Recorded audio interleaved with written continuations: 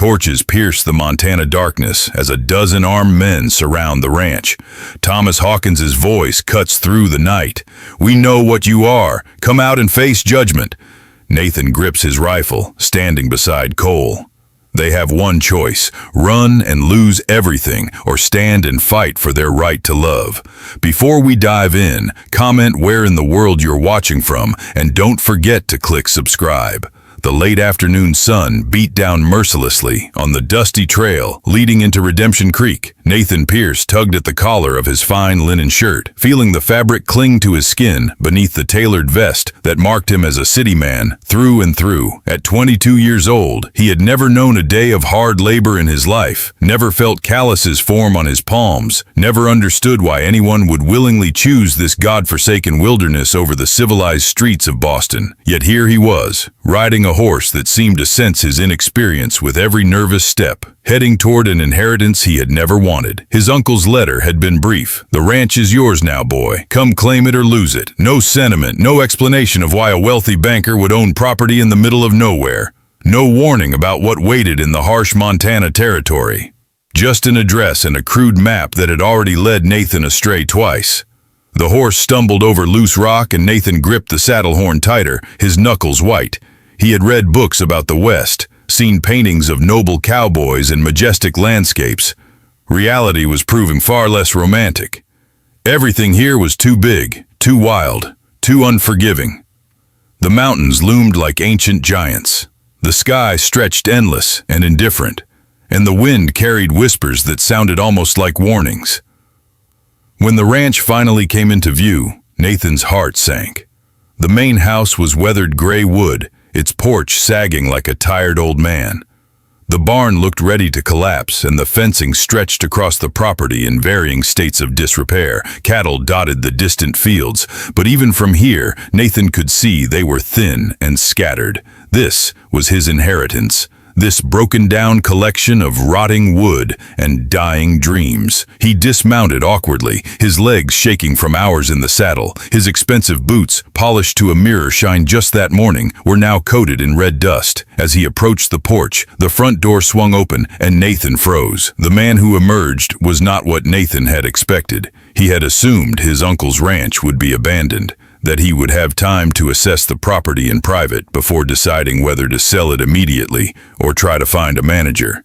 Instead, a mountain of a man stood in the doorway, blocking out the sun.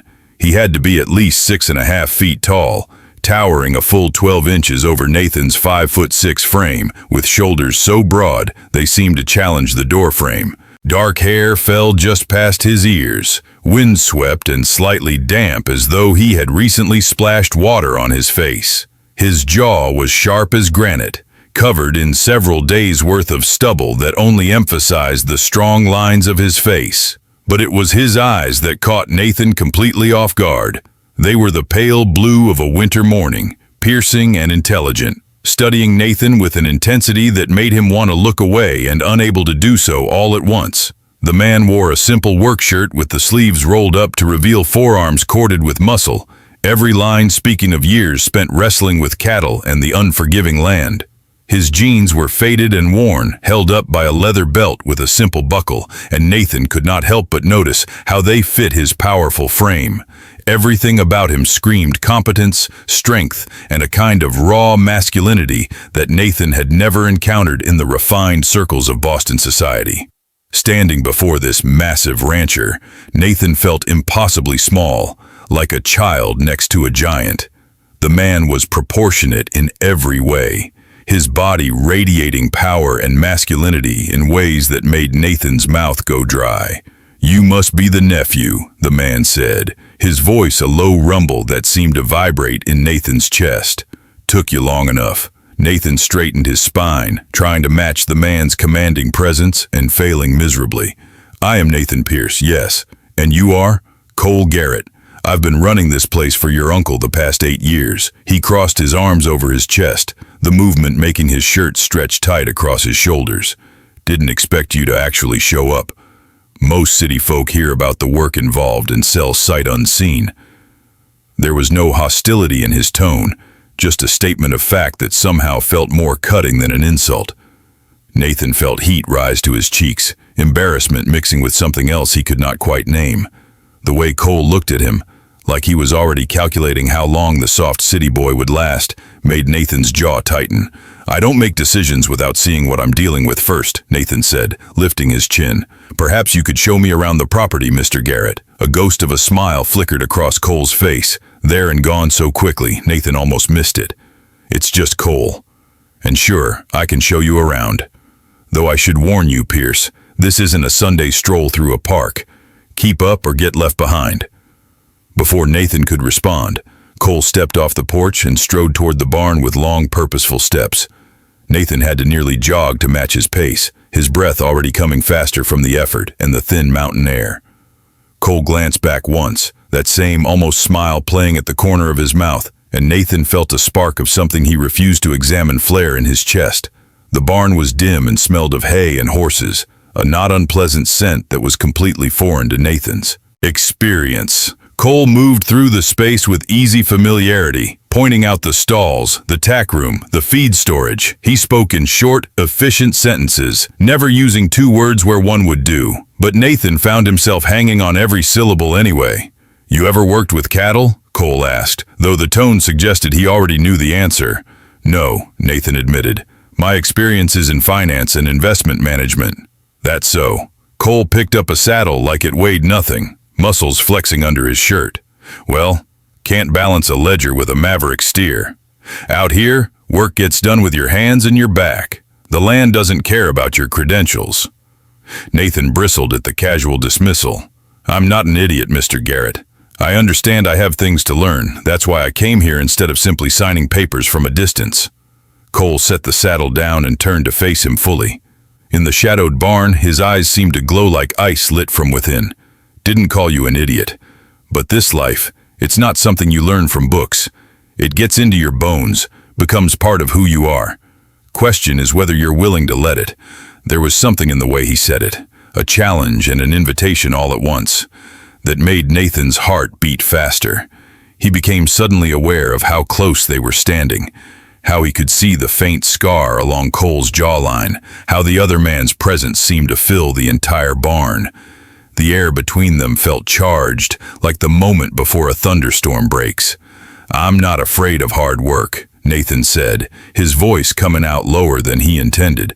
Cole held his gaze for a long moment, and Nathan watched something flicker in those pale eyes. Interest, maybe, or assessment.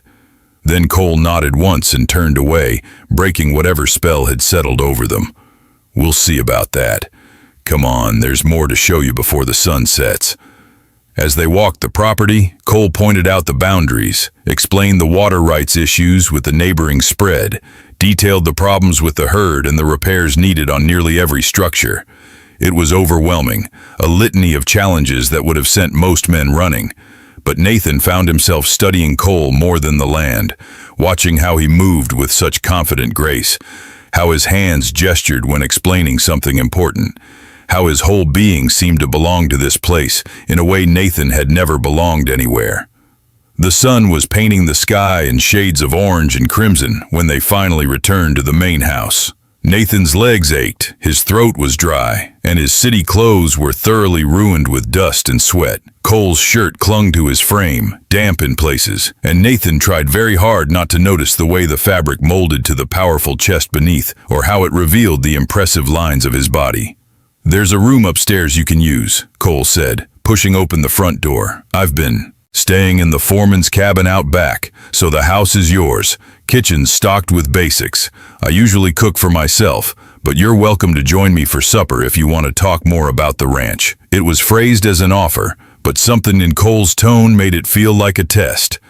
Nathan met his eyes, saw the challenge there, and felt that same spark ignite in his chest. "I would appreciate that," Nathan said. "Thank you."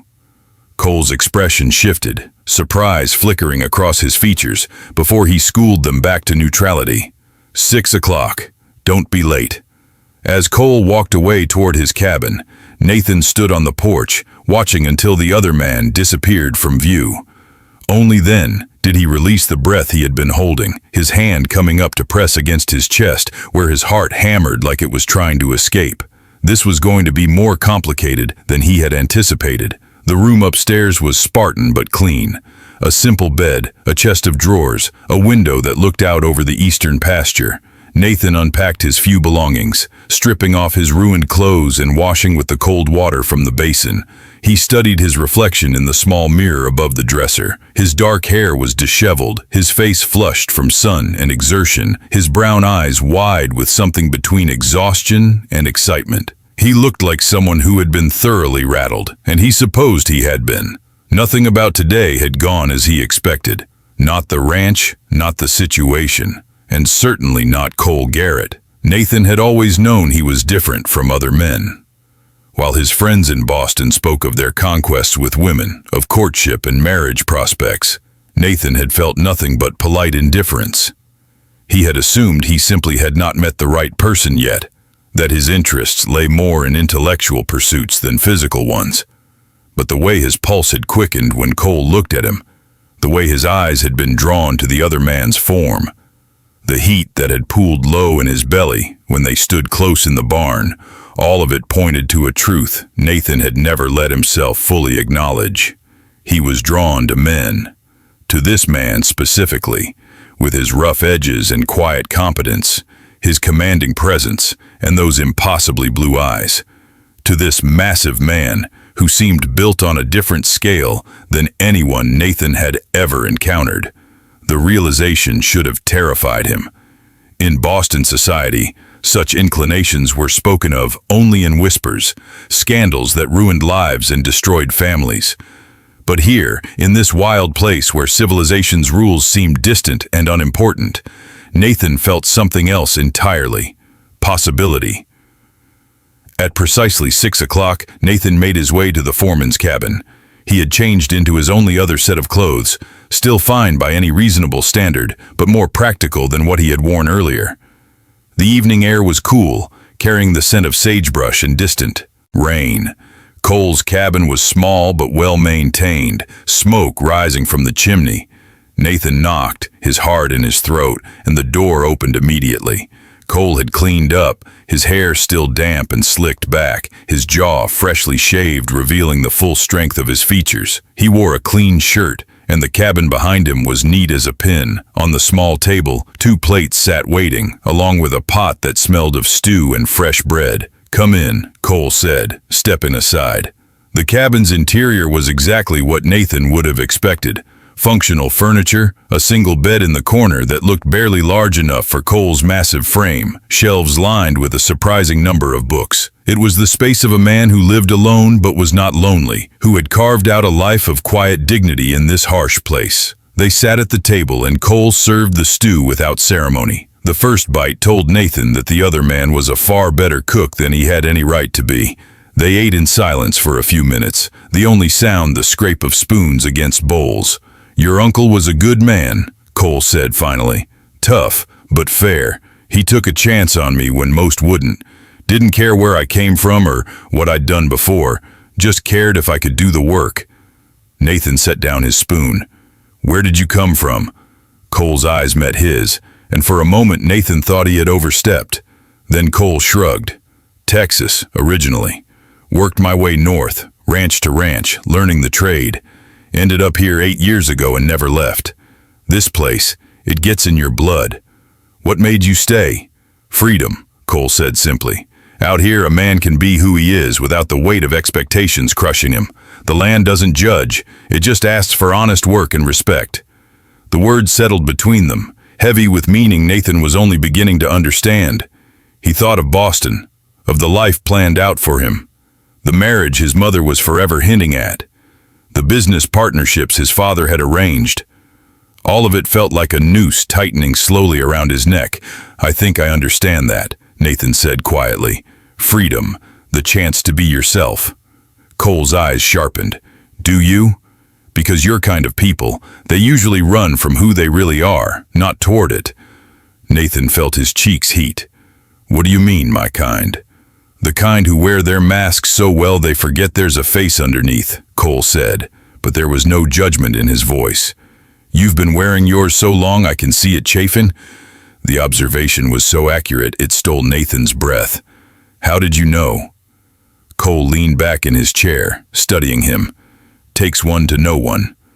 The admission hung in the air between them, electric and dangerous. Nathan's heart began to pound. You mean you're also? Cole nodded once. Always have been. Had to learn early how to hide it. How to keep that part of myself locked away where it couldn't get me killed. Your uncle, he figured it out after I'd been here about a year. Never said a word against it. First person who ever offered me that kind of acceptance. Nathan felt something loosen in his chest, a knot he had not even known was there unwinding. I've never, he started, then stopped, unsure how to continue. I've never met anyone like me before, never had words for what I felt. Cole's expression softened. That makes you braver than you think. Coming out here alone, not knowing what you'd find. That takes guts. Or desperation, Nathan said with a self-deprecating smile. Maybe both, Cole allowed. But you're here now. Question is, what are you going to do about it? Nathan looked at him across the small table, at this man who represented everything he had never dared hope for. I don't know, he admitted. I've spent my whole life not knowing. Well, Cole said, standing and beginning to clear the plates. You've got time to figure it out. Ranch isn't going anywhere, and neither am I. But as he moved around the cabin, Nathan saw the tension in his shoulders, the careful way he avoided getting too close. This man who seemed so confident was just as uncertain, just as afraid of hoping for something impossible. Nathan stood, catching Cole's arm as he passed. The touch sent electricity racing up his arm. Cole froze, his eyes going wide. What if I don't want time? Nathan asked, his voice barely above a whisper. What if I want to figure it out now? Cole looked down at him, and Nathan saw the war playing out behind those pale eyes. Want and caution, hope and fear, years of denial fighting against the possibility of something real. Nathan, Cole started, his voice rough. You don't know what you're asking for. Then tell me, Nathan said, not releasing his arm. Teach me. The next 3 days passed in a blur of hard work and careful distance. Cole taught Nathan the basics of ranch work from sunup to sundown. They mended fences, moved cattle, repaired the barn roof. Nathan's hands blistered and his muscles screamed, but he refused to complain. He watched Cole work, learning not just the tasks but the man himself, the way he moved with such economy of motion. The rare moments when his stern expression would soften into something almost tender. They ate meals together but kept conversation safe, surface level. Nathan slept in the big house while Cole retreated to his cabin each night. But the tension between them grew with every accidental touch, every lingering look, every moment they stood just a little too close. On the 4th day, storm clouds gathered on the horizon. They were checking the north fence line when the first drops began to fall. We need to head back, Cole said, looking at the darkening sky. But the fence, Nathan protested, can wait. This looks like it's going to be bad. They mounted their horses and started for home. The wind picked up, driving rain into their faces. Lightning split the sky, and thunder rolled across the prairie like the anger of God himself. They were still, a mile from the ranch, when the storm caught them in full fury. Rain came down in sheets so thick Nathan could barely see. The wind howled, making the horses nervous, and visibility dropped to almost nothing. Nathan's heart pounded with fear and exhilaration as they pushed forward through the deluge. Then his horse stumbled on slick ground, and Nathan felt himself slipping sideways. He grabbed for the saddle horn, but his wet hands found no purchase. The world tilted, and suddenly he was falling, hitting the muddy ground hard enough to knock the air from his lungs. Pain shot through his shoulder and hip, and worse, humiliation burned through him at his own incompetence. Through the driving rain, he saw Cole wheel his massive horse around and jump down. Strong hands grabbed Nathan's arms, hauling him to his feet like he weighed absolutely nothing. Cole stood a full 12 inches taller than Nathan, towering over him, even as Nathan struggled upright, his massive frame making Nathan feel impossibly small and helpless. "Are you hurt?" Cole shouted over the storm, his hands running over Nathan's arms and torso, checking for injuries with surprising gentleness. Nathan shook his head, still trying to catch his breath, but frustration boiled over inside him like a pot left too long on the stove. He shoved at Cole's chest, which was like pushing against a brick wall, utterly immovable. "This is your fault. If you hadn't pushed us so hard, driven the pace so fast, made me keep up with your ridiculous standards." "My fault?" Cole's voice rose, incredulous, his eyes flashing with something between anger and concern. "You insisted on coming along even when I told you to stay behind. I told you to rest, to take it slower, but no, you had to prove something. I can handle it." Nathan shouted back, rain streaming down his face, mixing with tears of frustration he refused to acknowledge or give in to. "I'm not some helpless child who needs to be coddled and protected." Cole's laugh cut through the storm, sharp and humorless and almost cruel. "You're a virgin to this life, Nathan. A complete virgin to everything about ranching, about survival out here, about what it takes to make it in this brutal place. You don't know what you don't know, and your pride is going to get you killed one of these days if you're not careful. Don't laugh at me." Nathan pushed at him again, harder this time, but Cole caught his wrists easily in one large hand, his grip gentle despite his obvious strength. "Stop treating me like I'm nothing, like I'm some useless city boy who can't do anything right." They stood there in the pouring rain, hands gripping each other's arms, faces inches apart despite the significant height difference. Water streamed down Cole's face, plastering his dark hair to his forehead, running in rivulets down his strong jaw. His eyes were wild with concern, with something fiercer and more desperate and more raw than Nathan had ever seen. Nathan was completely soaked through, water leaking from every part of his clothes, dripping down his face in steady streams. And he realized he was shaking violently. Whether from cold or anger or fear, or all three, he could not tell anymore. "I don't think you're nothing," Cole said, his voice suddenly rough and low, all the anger draining away to reveal something more vulnerable. "That's the whole damn problem, Nathan. You matter too much to me, more than is safe or smart or sensible, and watching you fall, seeing you hit the ground, it nearly stopped my heart cold in my chest." Nathan's breath caught in his throat. The rain continued to pour over them both, Nathan leaking water like a river, pressed against Cole's massive chest, close enough to feel the heat of his body through soaked fabric. The 12-inch height difference meant Nathan had to crane his neck back to meet those impossibly pale eyes. "We have to keep moving," Cole said finally, his voice barely audible over the storm, but his hands gentled on Nathan's arms, his thumbs stroking once, twice across Nathan's wrist, before he let go with what seemed like reluctance. They made it back to the ranch with Nathan riding behind Cole, arms wrapped tight around his waist, face pressed between those broad shoulders. The warmth of Cole's body seeped through wet cloth, and Nathan found himself holding on tighter than strictly necessary, breathing in the scent of rain and leather and something uniquely Cole. At the barn, Cole helped Nathan dismount, hands lingering on his waist longer than needed. They stood in the dim space, dripping massive puddles onto the floor, breathing hard for more than just the ride.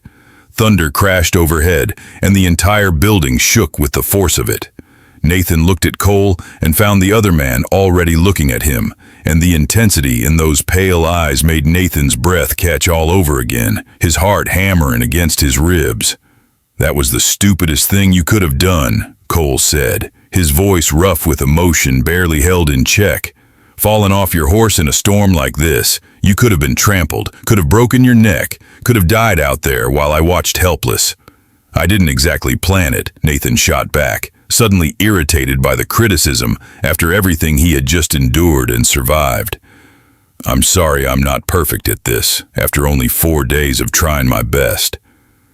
"That's not what I..." Cole stopped, his jaw clenching hard enough that Nathan could see the muscle jump. Water dripped steadily from his hair, running down his face in rivulets. Nathan was still leaking water everywhere, his clothes completely soaked through, creating growing puddles around his feet.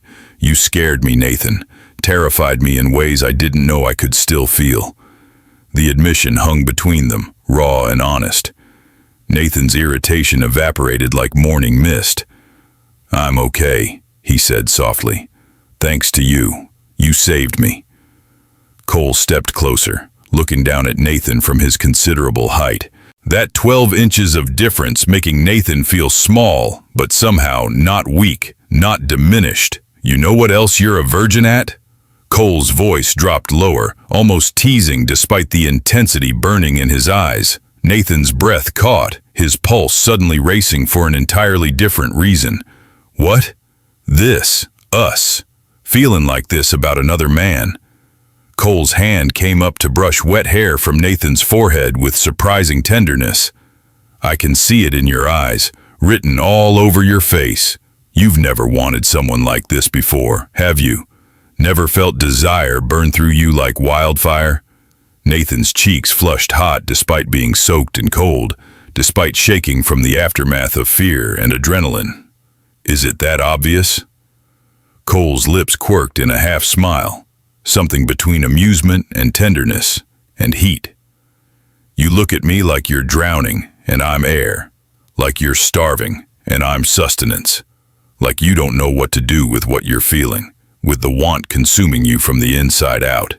He leaned down, bringing his face closer to Nathan's, the significant height difference making Nathan tilt his head all the way back to maintain eye contact.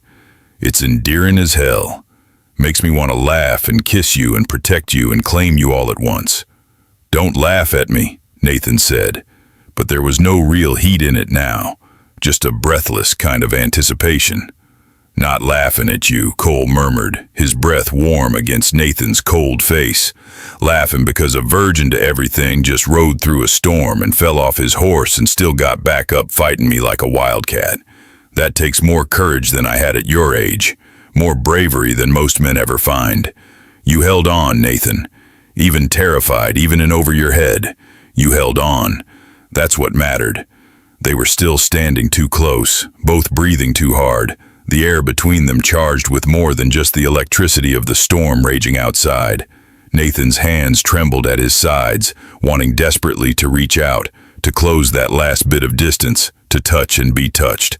Cole, he said, his voice barely above a whisper, a plea and a question all at once. And then Cole was moving, closing the distance between them in one decisive step.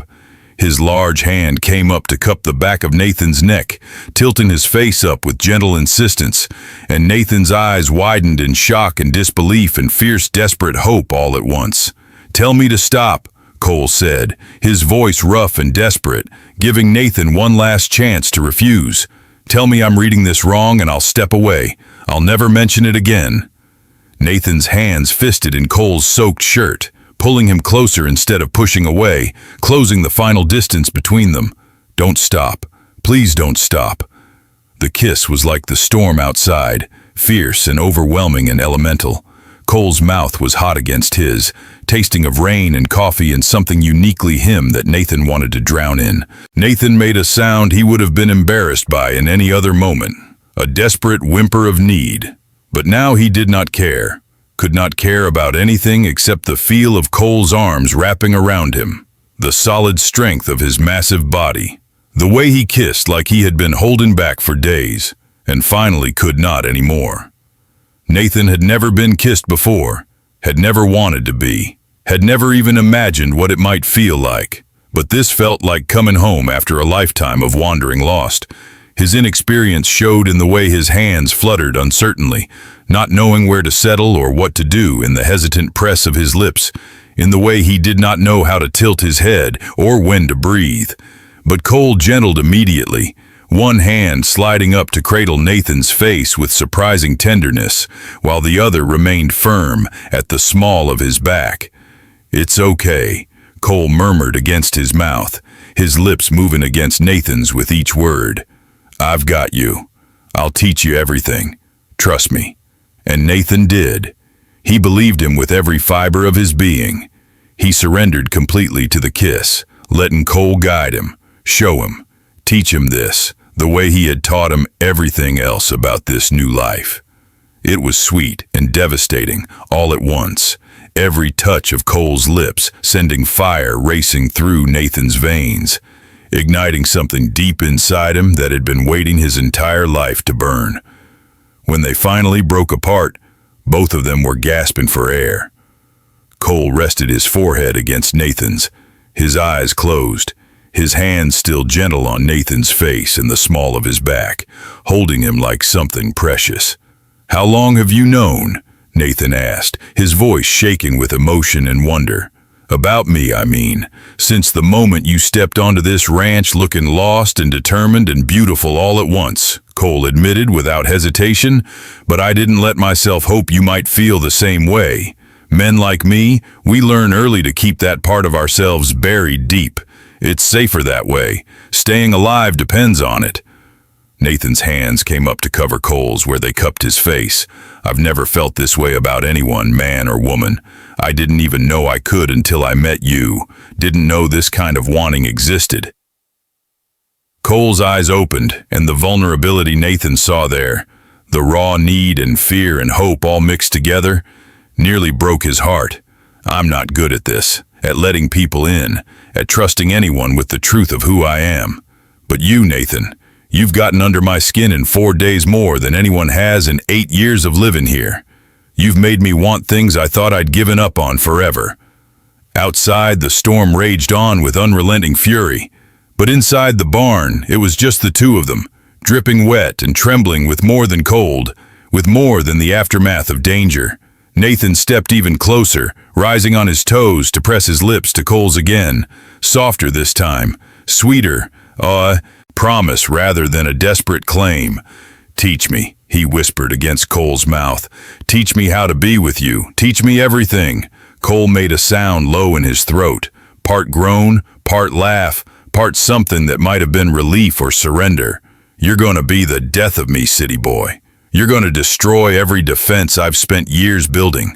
But he pulled Nathan closer anyway, kissing him again, slower this time, thorough and deep and claiming. Nathan melted into him, his hands sliding up to tangle in Cole's wet hair, holding on like Cole was the only solid thing in a world gone liquid. The world narrowed to just this perfect moment, to the taste of Cole's mouth and the strength of his arms and the way his heart pounded against Nathan's chest like it was trying to break free. They kissed until the storm's fury began to ease, until the thunder grew distant and the rain softened from a roar to a steady drum against the barn roof. When they finally broke apart again, both of them were flushed and breathing hard, eyes dark with want and wonder, and the beginning of something that felt like it might be love. "We should get you out of these wet clothes," Cole said, his voice rough and low. "You're shaking like a leaf. You'll catch your death if we're not careful." "It's not from the cold," Nathan admitted, and watched color creep up Cole's neck, spreading across his cheeks. "It's from wanting you. From finally understanding what it means to want someone this much." Cole's eyes darkened further. "We should go to my cabin, get you warm and dry. Nothing more than that unless you want it. I need you to know you're safe with me, always." "I want more," Nathan said, surprising himself with his boldness, with how much he meant it. "I want everything with you, Cole Garrett." The walk to Cole's cabin felt both endless and too short. Inside, Cole built up the fire, while Nathan stood dripping on the floor, suddenly uncertain now that they were here, alone, with a bed right there in the corner. Cole's cabin felt smaller with both of them inside, more intimate. The fire cast dancing shadows across rough wood walls. Nathan watched Cole stoke the flames back to roaring life, the wet shirt clinging to his broad back, outlining every muscle. "There's dry clothes in the chest," Cole said, turning to face him. "You should change before you freeze." Nathan nodded but did not move. Neither did Cole. They stood looking at each other across the small space, and Nathan could see his own uncertainty reflected in those pale eyes, his own want mirrored back at him. "Nathan," Cole said quietly, his voice rough with emotion, "if you're having second thoughts, if this was just the heat of the moment, just adrenaline from the storm and the fall, you can tell me now. I'll understand. God knows I'll hate it, but I'll understand and respect it." Nathan crossed the distance between them in 3 quick steps, his hands coming up to rest on Cole's chest, feeling the strong, rapid beat of his heart beneath the soaked fabric. "I've never been more sure of anything in my entire life. I don't know what I'm doing, have no idea how any of this works, but I know with absolute certainty that I want this. Want you, want us." Cole's eyes darkened, his hands coming up to cover Nathan's where they rested on his chest. If I'll have you, Nathan, I've been fighting what I feel for you since the moment you rode up looking lost and beautiful. I never thought I'd get to have this, never dared to hope. Men like me, we learn to bury these feelings so deep, we sometimes forget they exist. But you made me remember, made me hope again. Then stop fighting it, Nathan whispered, his voice steady despite his racing heart. Stop denying yourself. Stop denying us. Cole pulled Nathan against him, kissing him again with renewed passion. This kiss was different from the desperate claiming in the barn. It was slower, deeper, more thorough. A promise being made with every brush of lips, with every touch of tongue. Nathan's hands slid up to tangle in Cole's hair, and Cole's arms wrapped around his waist, one hand splayed across the small of his back, the other cupping the back of his neck. We really should get you out of these wet clothes, Cole said against his mouth, and this time there was a hint of something darker, more primal in his voice that sent shivers down Nathan's spine. Nathan took the dry clothes with trembling hands. Cole turned to face the fire, giving him privacy to change, and Nathan was grateful for the consideration, even as part of him wanted Cole to watch, to see him. He fumbled with buttons made clumsy by cold and nerves, peeling off sodden fabric that clung to his skin. The borrowed clothes were far too large but warm, and smelled like Cole, wrapping him in that scent he was already learning to crave. "Okay," he said softly when he was decent. The look on Cole's face when he turned and saw Nathan wearing his clothes, swimming in fabric that hung off Nathan's smaller frame, made Nathan's knees weak with the naked want he saw there.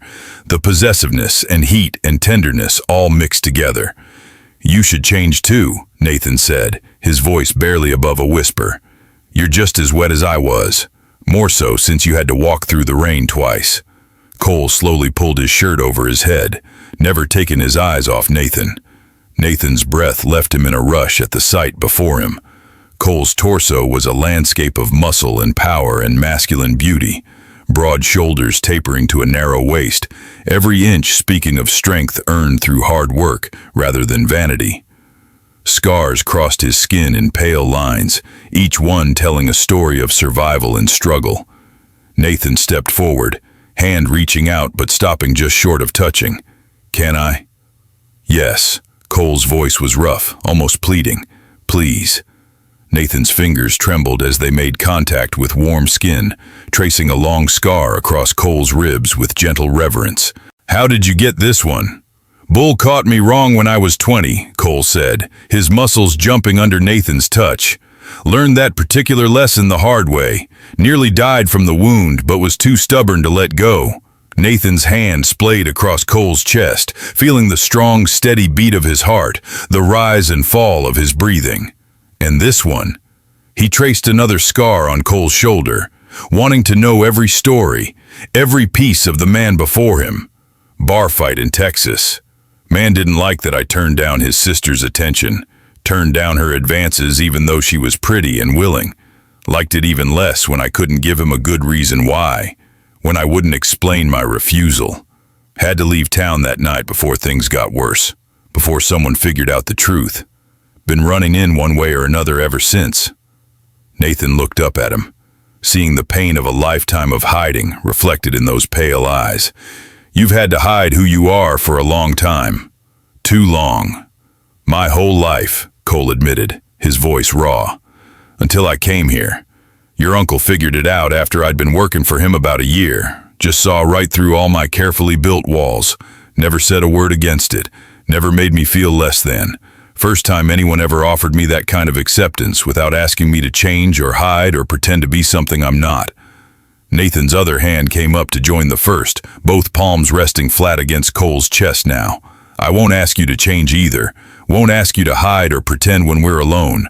I'm falling for you, Cole Garrett. Falling hard and fast, and I don't want to stop it."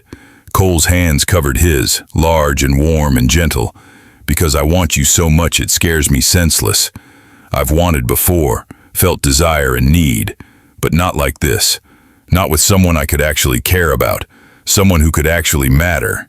That's new and terrifying and wonderful all at once." Nathan stepped even closer until their bodies were nearly touching. "Then be terrified with me. We'll figure it out together, learn together. Neither of us has to face this alone anymore." Cole kissed him again with renewed passion, and Nathan felt his last reservations crumble into dust. They moved together toward the bed in the corner. Cole sat on the edge and pulled Nathan to stand between his knees. Like this, their heights were more equal despite the 12-inch difference in their standing heights, and Nathan could look directly into those pale eyes without craning his neck. "If we do this," Cole said quietly, his hands resting on Nathan's hips, warm through the borrowed fabric. "If we cross this line, there's no going back. We can't unsee or unfeel or undo any of it. And if anyone finds out what we are to each other, what we've done together, it could be dangerous, could be deadly, for both of us." Nathan's hands came up to frame Cole's face, his thumbs stroking across those sharp cheekbones. "I spent 22 years, living safely in Boston, doing exactly what was expected of me, never taking a single risk, never really living at all, and I was miserable, empty, going through the motions of a life I didn't want. These past 4 days with you, learning and working and wanting, I've been more alive than in my entire existence before. I'm not going back to that cage, to that half-life of pretending, not for anyone or anything." The words seemed to break something in Cole's carefully maintained control. He surged forward, wrapping his powerful arms around Nathan's waist and burying his face against his stomach, holding him with a desperate kind of tenderness. Nathan's hands slid into his hair, holding him just as tightly, offering comfort and acceptance and promise all at once. "I don't deserve you," Cole said, his voice muffled against Nathan's body. "Don't deserve someone as brave and honest as you, choosing someone like me. That's not for you to decide," Nathan replied gently but firmly, his fingers threading through Cole's dark hair. "I choose you, Cole. That's all that matters in the end. I choose this. Choose us. Choose whatever we can build together." Cole looked up at him, emotion raw and naked in his eyes, more vulnerable than Nathan had ever seen him. Then he pulled Nathan down into his lap, guiding him to straddle his thighs. This position was overwhelming, intimate in ways Nathan had never imagined, could never have prepared for.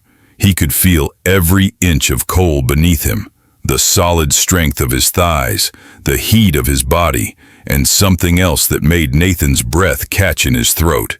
Cole was aroused, impressively so, and Nathan could feel the evidence of it pressed against him even through layers of fabric. The sheer size and proportion of Cole's body suddenly took on new meaning, and Nathan felt a flutter of nervousness mix with his desire, as he realized what that might mean for them, for what they might do together. "Tell me if you want to stop," Cole said, his voice rough with barely restrained need.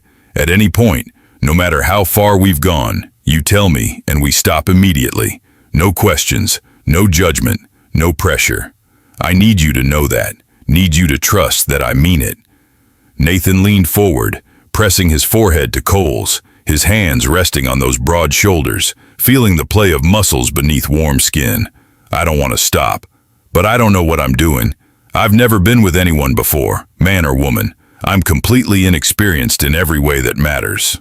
Cole pulled back slightly to look at Nathan's face, really look, and a soft laugh escaped him, warm and affectionate and tender rather than mocking.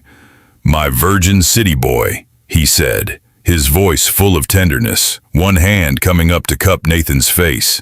"So brave about everything else, facing down storms and falls in this whole new life, but nervous about this, about us." "Don't laugh at me," Nathan said, but he was smiling despite himself, despite the nerves and uncertainty and want all tangled together. "I'm not laughing at you," Cole promised, his thumb stroking across Nathan's cheekbone with infinite gentleness. "I'm marveling at you, at your courage. You rode through a storm, fell off your horse into the mud leaking rainwater everywhere, got back up and fought me in the downpour, and now you're here in my lap, trusting me with something you've never given anyone else. How could I not be amazed by that? How could I not treasure it?" Nathan's eyes filled with tears at the tenderness in Cole's words, at being seen and valued so completely.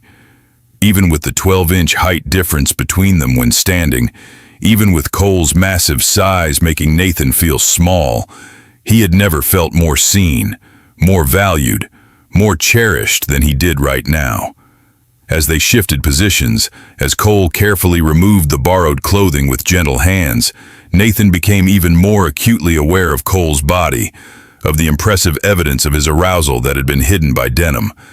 Cole was proportionate in every way, his body built on a scale that matched his massive frame, and Nathan felt his eyes widen, felt a mixture of curiosity and apprehension and desire all flood through him at once. Cole noticed Nathan's reaction immediately, saw where his gaze had dropped and the mixture of emotions playing across his expressive face. A low chuckle rumbled through his chest, affectionate and understanding. Intimidated, virgin. His voice was teasing but gentle, with no mockery in it. There's no shame in it if you are. Nathan's cheeks flushed hot, spreading down his neck and across his chest. I didn't realize. You're so. Everything about you is so. 12 inches of cowboy, Cole said with a hint of amusement, though his eyes remained tender and patient. Big in every way that counts. And you've never been with anyone. Never seen or felt or experienced any of this before. I know. Believe me, I know. And I'm not going to do anything to hurt you or scare you or make you regret this choice. We don't have to do anything more than this right now, more than touching and kissing. Just being close to you like this, knowing you want me too, it's already more than I ever thought I'd have. I won't hurt you, Nathan. I swear on everything I am, I'll never hurt you. But I want more, Nathan said, though his voice trembled slightly with nerves he could not quite hide. I want everything with you, Cole. Even if I'm nervous, even if it's intimidating, I want to experience it all with you. I trust you. Cole's large hand cupped Nathan's face, his touch infinitely gentle despite the obvious strength in those fingers. We'll take it slow then, as slow as you need, at your pace entirely. I may be a massive man in every way imaginable, but I know how to be gentle, know how to make this good. Will you trust me with that? Let me take care of you? Nathan looked into those pale blue eyes and saw nothing but patience and care and desire tempered with concern. He nodded, leaning into Cole's touch. I trust you. Teach me. Show me what it means to be with you. Cole kissed him deeply, thoroughly, stealing Nathan's breath and replacing it with want. As the night deepened and the fire burned low, Cole did exactly as he promised. He was patient, gentle, taking his time to show Nathan pleasure he had never imagined existed. When Nathan tensed with nervousness, Cole soothed him with soft words and softer touches. When Nathan trembled with need, Cole guided him higher with knowing hands and lips. The massive rancher made sure his inexperienced city boy felt nothing but cherished, taking his time despite his own obvious need, showing Nathan that the 12 inches of difference between them in height was matched by 12 inches of something else that required patience and care and gentleness to share. By the time dawn began to lighten the sky, Nathan understood what it meant to be claimed by someone, to give himself completely and receive everything in return. He lay wrapped in Cole's arms, both of them sated and peaceful, and knew with absolute certainty that he had found where he belonged, not just in Montana, not just on this ranch, but right here in this bed, with this man who had taught him what it meant to truly live. I love you, Nathan whispered as sleep began to claim him. I know it's fast, crazy even, but I love you. Cole's arms tightened around him. I love you too, city boy. Have since the moment you looked at me like I mattered. Now sleep. Tomorrow we figure out how to build a life together. Cole's cabin felt smaller with both of them inside, the walls seeming to press in as they stood dripping on the floor. The fire in the hearth had burned low, casting dancing shadows across the rough wood. Nathan watched as Cole moved to stoke it back to life, his hands steady despite everything that had just happened between them. The wet shirt clung to Cole's broad back, outline in every muscle. His own clothes were plastered to his skin, cold and uncomfortable, but he barely noticed. His lips still tingled from Cole's kiss, his heart still raced, and every nerve in his body felt alive in ways he had never experienced. There's dry clothes in the chest, Cole said, turning to face him, the firelight caught in his pale blue eyes. You should change before you catch your death. Nathan nodded, but did not move. Neither did Cole. They stood looking at each other across the small space, and Nathan could see his own uncertainty reflected in those eyes. What happened in the barn had changed everything, and neither of them seemed to know what came next. "Nathan," Cole said quietly, his voice rough with emotion, "if you're having second thoughts, if this was just the heat of the moment, you can tell me, I'll understand. God knows I'll hate it, but I'll understand." The vulnerability in his voice made Nathan's chest ache. He crossed the distance between them in 3 quick steps, his hands coming up to rest on Cole's chest, feeling the strong beat of his heart beneath the soaked fabric. "I've never been more sure of anything in my life," Nathan said firmly. "I don't know what I'm doing, but I know I want this. Want you. If you'll have me." Cole's eyes darkened, his hands coming up to cover Nathan's. "If I'll have you. Nathan, I've been fighting what I feel for you since the moment you rode up looking lost and beautiful. I never thought I'd get to have this. Men like me, we learn to bury these feelings so deep, but you made me remember, made me hope." "Then stop fighting it," Nathan whispered. Cole pulled Nathan against him, kissing him again. This kiss was different from the desperate claiming in the barn. It was slower, deeper, a promise being made with every brush of lips. Nathan's hands slid up to tangle in Cole's hair, and Cole's arms wrapped around his waist. "We really should get you out of those wet clothes," Cole said, and this time there was a hint of something darker in his voice. Nathan took the clothes with trembling hands. "Should I?" His voice trailed off. "I'll turn around," Cole said gently. "Give you some privacy." He turned to face the fire. Nathan fumbled with buttons, peeling off sodden fabric. The borrowed clothes were too large but warm and smelled like coal, a scent Nathan was learning to love. "Okay," he said softly. The look on Cole's face when he saw Nathan in his clothes made Nathan's knees weak. There was possession there, and heat, and something tender. "You should change too," Nathan said. Cole slowly pulled his shirt over his head. Nathan's breath left him.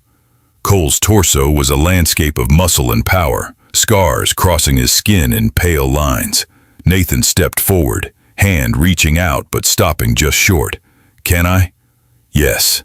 Cole's voice was rough. Nathan's fingers trembled as they made contact with warm skin. He traced a scar across Cole's ribs. "How did you get this one?" "Bull caught me wrong when I was 20. Learned that lesson the hard way." Nathan's hand splayed across Cole's chest, feeling the strong beat of his heart beneath.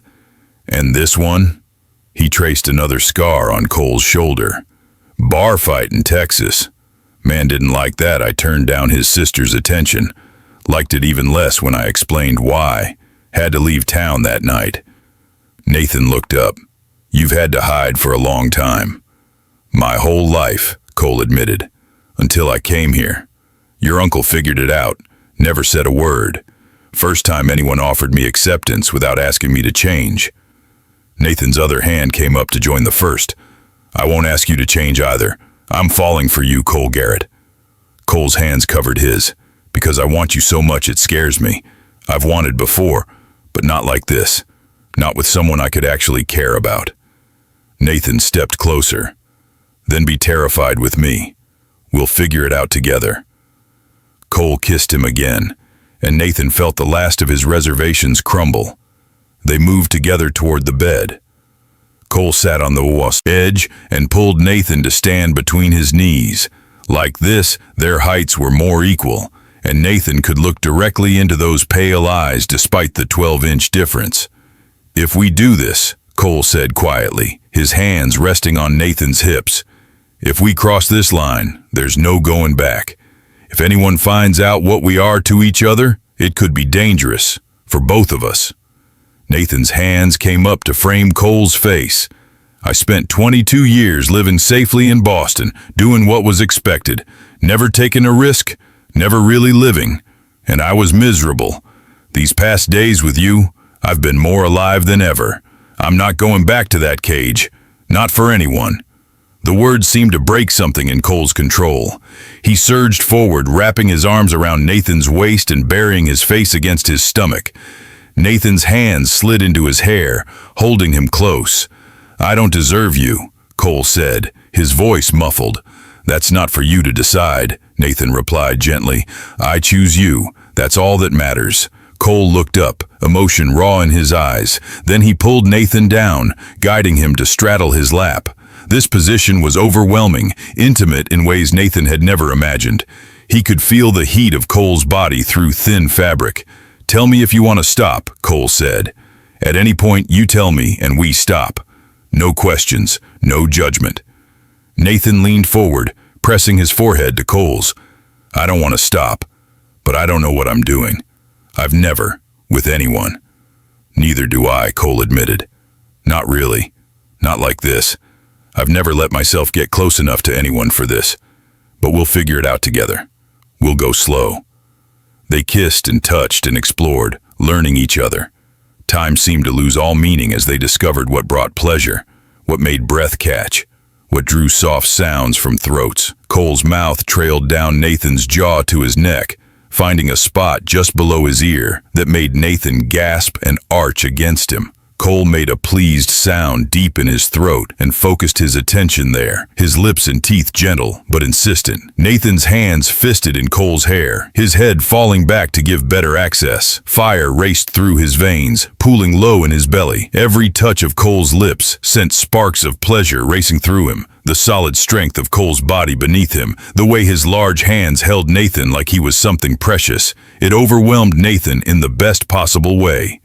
"Cole," Nathan breathed, not sure what he was asking for, but knowing he needed something, needed more. Cole lifted his head, his eyes dark and intense in the firelight. "Tell me what you need." "I don't know," Nathan admitted, his voice shaking with desire and uncertainty.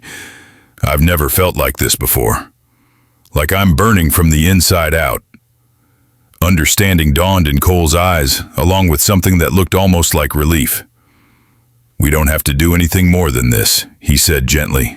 "Just being close to you like this, being able to kiss you and touch you, it's enough. More than I ever thought I'd have.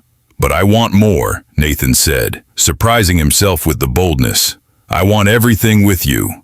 Cole's hands came up to cup Nathan's face, his thumbs stroking gentle circles on his flushed cheeks. "Then we take our time. We learn each other. There's no rush, Nathan. We have all the time in the world." Nathan nodded, surrendering to the slowness, to the careful exploration. Cole was patient, teaching him without words what felt good, what drew responses, what built the fire between them higher. They moved together, finding a rhythm that felt ancient and new all at once.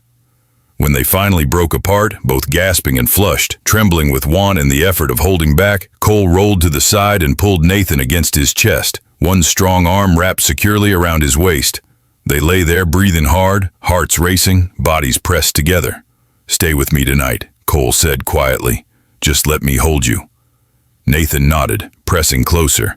"I don't want to be anywhere else." They lay together listening to the storm fade, to the fire crackle, to each other's breathing slow. Nathan felt safe in ways he never had before. "Thank you for showing me what it means to be wanted," Nathan said softly. "Thank you for showing me what it means to be brave enough to take it," Cole replied. They drifted into sleep tangled together. Nathan woke to pale dawn light filtering through the window. For a moment he was disoriented, then became aware of the warm weight against his back. Cole. He carefully turned in Cole's arms, needing to see his face. In sleep, Cole looked younger, the harsh lines smoothed away. As if sensing his gaze, Cole's eyes fluttered open. "Morning, morning," Nathan replied, suddenly shy. "Sleep okay? Better than I have in years. You? Best sleep of my life. Having you here, it feels right, like this is how it's supposed to be." Nathan leaned forward and kissed him. "We should get up," Cole said, though he made no move to release Nathan. "Chores won't do themselves." "Can we have just a few more minutes?" Nathan asked. Cole pulled him closer. "We can have as many minutes as you want."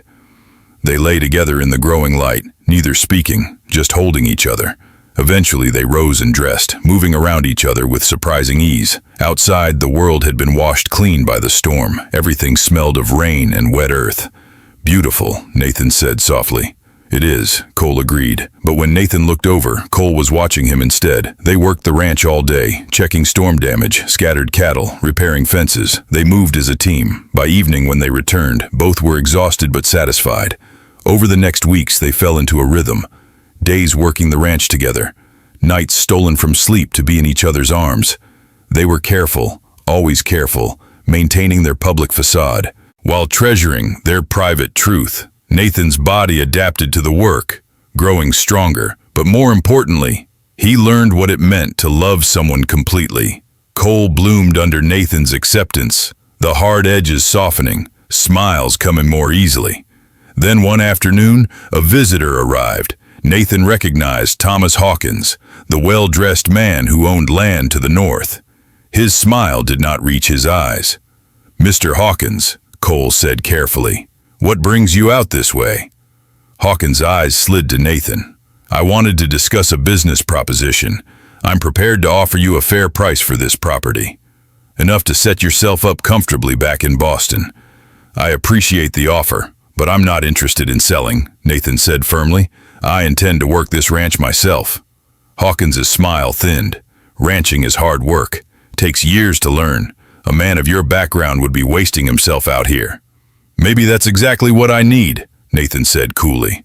"And I have Cole here to teach me." Something flickered in Hawkins' eyes. "Would you stay on if I bought the land, Garrett?" "I work for Pierce," Cole said flatly. "That's not changing." Hawkins studied them both for a long moment. "Well, the offer stands. Ranching is dangerous. All sorts of accidents can happen. Be a shame if something went wrong because of stubbornness." The threat was clear. "Was there anything else?" Nathan asked. "There's a gathering in town next weekend. All the local ranchers get together. You should come, meet your neighbors, and bring Garrett." It was phrased as invitation but felt like summons. "We'll consider it," Nathan said. Hawkins rode off. When he disappeared, Cole released a breath. "That was a threat," Nathan said. "Yes," Cole agreed. "Hawkins wants this land, and he's not used to being told no. We need to be careful." "I'm not selling," Nathan said firmly. "I know," Cole said softly, "but you need to understand what you're up against. Hawkins has money, influence, friends in all the right places. Then we deal with it together," Nathan said. "That's what partners do." "Partners," Cole echoed, warmth breaking through the worry. The day of the gathering arrived. Nathan dressed in his finest Boston clothes like armor. Cole wore his best shirt, looking devastatingly handsome. The ride to town was silent.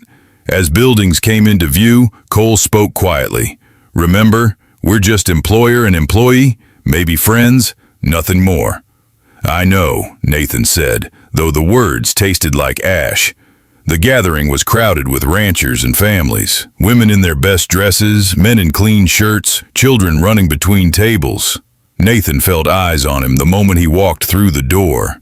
Dozens of people turning to look at the newcomer, assessing him, judging his worth, weighing whether he belonged. He kept his spine straight and his expression neutral, trying to project a confidence he did not entirely feel. Cole stayed close, but not too close, maintaining that careful distance that felt like miles to Nathan's heightened awareness. They were immediately surrounded by people wanting to meet the new owner, to size him up, and determine if he was worthy of the land he had inherited. Nathan shook hands until his palm ached, and made polite conversation until his face hurt from the forced smile, hyper-aware of Cole standing just at the edge of his vision, always there, but never quite close enough. "Nathan Pierce," a booming voice called out, and Nathan turned to see a large man with a broad smile approaching. "I'm William Carter, own the spread to the east. Heard you were keeping the ranch instead of selling. Good for you. Takes guts to try ranching when you weren't born to it." "I'm finding I like the challenge," Nathan replied carefully. "That's the spirit," Carter said, clapping him on the shoulder. "And you've got Cole Garrett working for you. That's a stroke of luck. Best hand in 3 counties. His eyes flicked to Cole with something that might have been speculation. "You treating him right, I hope?" "Cole's been invaluable," Nathan said firmly, catching Cole's eye for just a split second. "I couldn't manage without him." He saw Cole's eyes warm slightly before he looked away, but someone else had noticed the brief exchange. Thomas Hawkins materialized at Nathan's elbow like smoke, his smile sharp. "Mr. Pierce, have you reconsidered my offer?" "No," Nathan said shortly.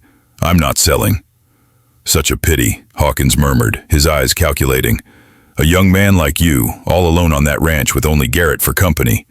Must get lonely out there, isolated from civilized society.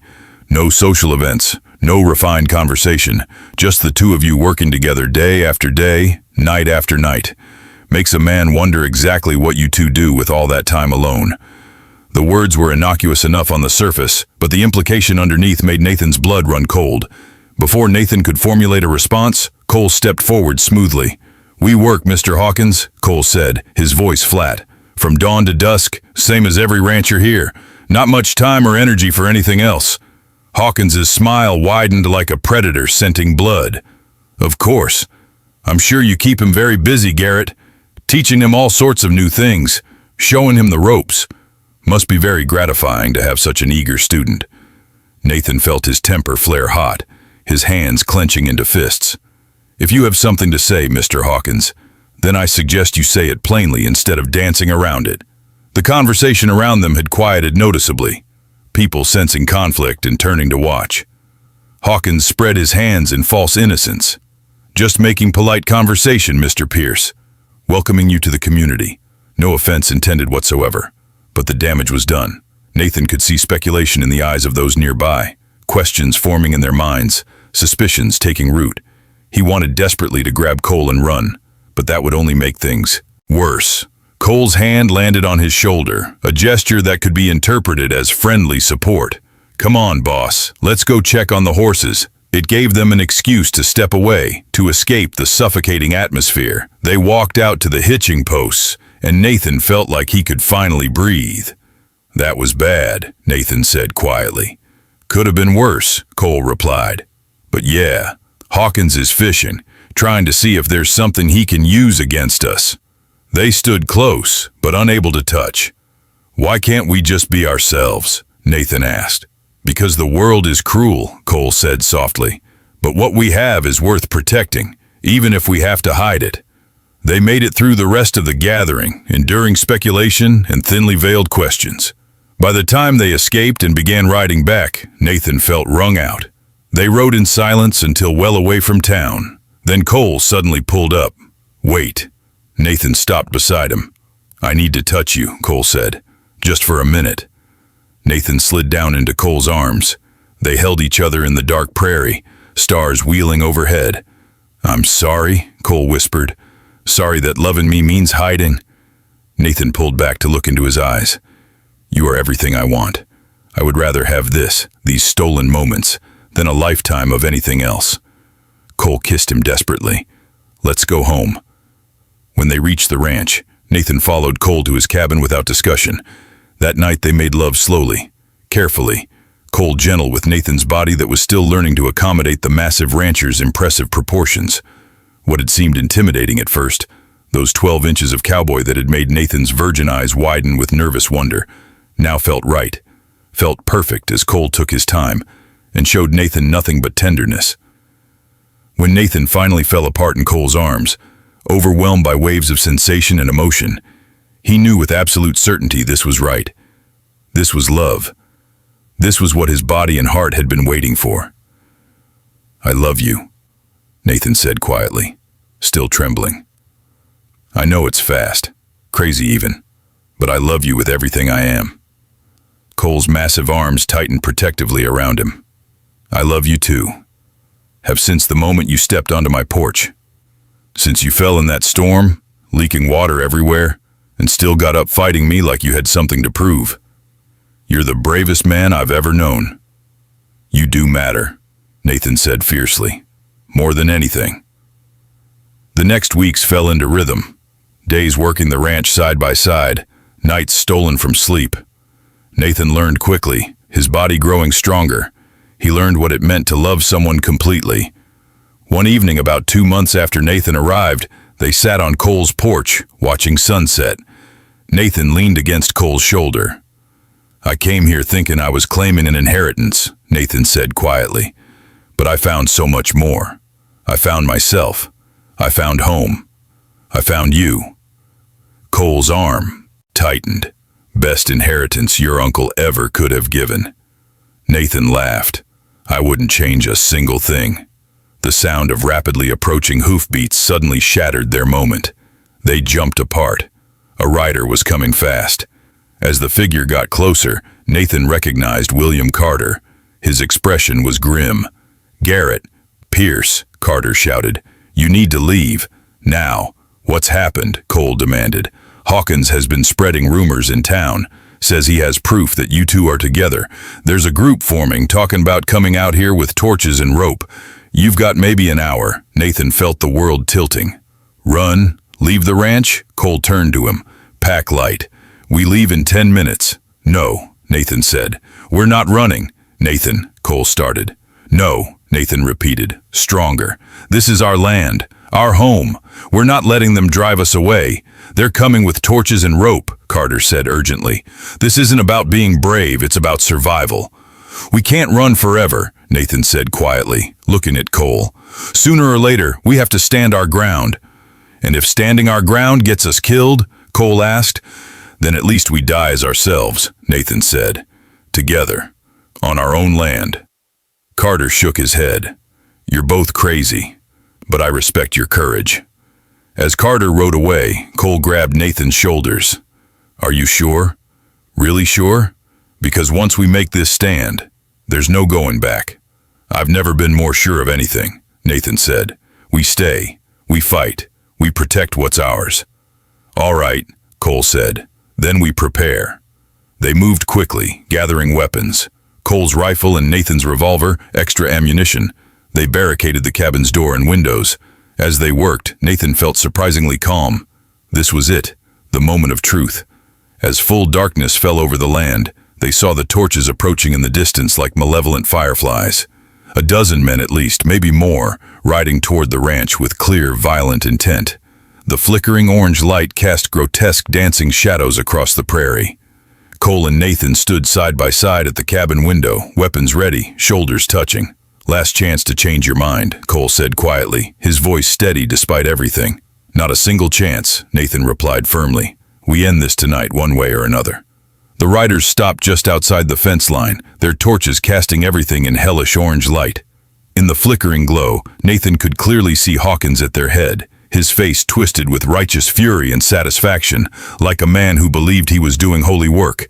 "Nathan Pierce, Cole Garrett," Hawkins shouted, his voice carrying across the dark prairie. "We know what you are. We know the sin you've been committing under this roof. Come out now and face the judgment you deserve." Nathan and Cole exchanged one last look, a whole conversation passing between them in that single glance. Then, together, they stepped out onto the porch, rifles in hand, presenting a united front. They stood side by side, not touching but absolutely united in their resolve. Two men who had chosen each other and would defend that choice with their lives if necessary. "This is our land," Nathan called out, his voice ringing clear and strong across the distance. "Private property that we own legally and have worked honestly. You have absolutely no right to be here threatening us." "We have every right," Hawkins spat back venomously, his face purple with rage in the torchlight. "You're corrupting this entire territory with your perversion, flaunting your unnatural sin for all to see. You're a threat to decent families, to the moral fabric of our community, to everything good and pure.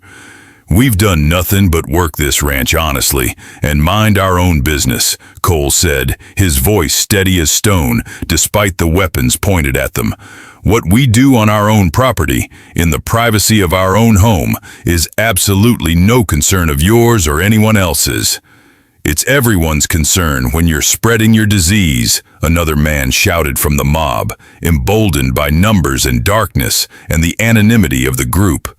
"You're an abomination against God and nature." "We're just two men trying to live our lives in peace," Nathan said firmly, his voice carrying conviction despite his racing heart. "We're not hurting anyone or anything. We're not asking for special treatment or demanding anyone accept us. We're just asking to be left alone to build our life together on our own land that we own and work." "You can't be left alone," Hawkins said, his voice dripping with self-righteous conviction. absolutely certain of his moral authority. Your very existence is a threat to everything decent and good. You corrupt by simply being. Your presence poisons this land. The natural order includes us, Cole said quietly, but his voice somehow carried across the charged space between them. We're as natural as the grass under your horse's hooves and the sky above your head. We're as much a part of this land as any of you, maybe more so since we actually work it with our own hands. And we're not going anywhere. This is our home. Then we'll make you leave, Hawkins said, raising his torch high above his head, the flames casting his face in demonic shadows. One way or another, you'll be gone from here. Wait. A new voice suddenly rang out strong and clear, cutting through the tension like a blade. William Carter was riding back fast, and to Nathan's shock and overwhelming relief, he was not alone.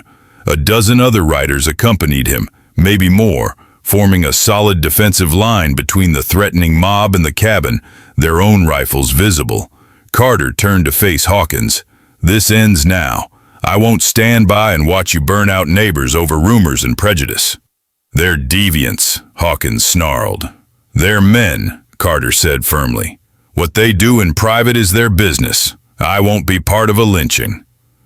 Several men from Hawkins's group shifted, uncomfortably. One by one they turned their horses and left, wanting no part of violence against neighbors who had done them no harm. Soon, only Hawkins and two loyalists remained. Hawkins's face was purple with rage. This isn't over. Cole stepped forward. You've made threats, spread lies, tried to destroy us, but we're still here. So here's what's going to happen. You're going to leave our land and never come back. And if you try this again, I'll make sure everyone knows your secrets, like how you made your fortune cheating miners out of their claims, or how you've got a second family in the next county that your wife doesn't know about. Hawkins went pale. How did you? I make it my business to know things about people who threaten me, Cole said coldly. So you have a choice. Leave us alone and keep your secrets, or keep pushing and watch your whole life crumble. For a long moment, Hawkins stared with pure hatred. Then he yanked his horse around and rode off into the night.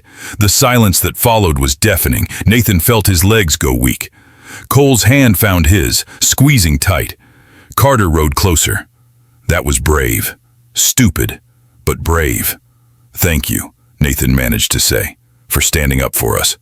Everyone deserves to live without fear, Carter said simply. He tipped his hat and rode away. Soon Nathan and Cole were alone again in the dark, still holding hands. Is it really over? Nathan asked. For now, Cole said. Hawkins will think twice before trying anything again. And with Carter and the others knowing the truth and not caring, maybe we don't have to hide quite so much anymore. Nathan turned to face him, tears streaming down his face. We did it. We stood our ground, and we survived. Cole pulled him into a fierce embrace. You were right. Running would have meant losing everything. This way we get to keep our home, keep each other, keep our dignity. They stood holding each other as the stars came out overhead, two men who had fought for their right to love and won. The battle was not completely over. They both knew that. There would be whispers, judgment, people who would never accept them. But they had each other. They had allies, and they had claimed their place in the world. Later, lying in bed together, Nathan traced patterns on Cole's chest.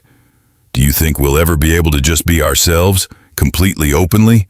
Maybe not in our lifetime, Cole said quietly, but maybe we're making it easier for the ones who come after us. By refusing to hide, by standing up, we're showing it's possible to fight back. Nathan pressed closer. I love you, Cole Garrett. Today, tomorrow, and every day after. No matter what comes, we face it together. Cole's arms tightened. Together, always. As they drifted off to sleep, Nathan smiled. He had come to Montana looking for an inheritance and found so much more. He had found his purpose, his home, and the man he would spend the rest of his life loving. The world might never fully accept them, but they had. Carved out a space where they could be themselves, and that was everything. The ranch prospered in the months that followed, the work of two men who poured their hearts into the land. When visitors came, they saw a successful partnership between owner and foreman. And at night, when the world could not see, Nathan and Cole held each other close and built a life filled with love. Sometimes happiness is not given freely. Sometimes it must be fought for, claimed, defended against those who would deny it. But once won, it shines all the brighter for having been tested. Nathan Pierce and Cole Garrett had found their happiness in each other and in the harsh beauty of Montana territory, and no amount of prejudice could take that away. They had each other, they had their home, and they had the courage to keep fighting for their right to exist. And in the end, that was the greatest inheritance of all.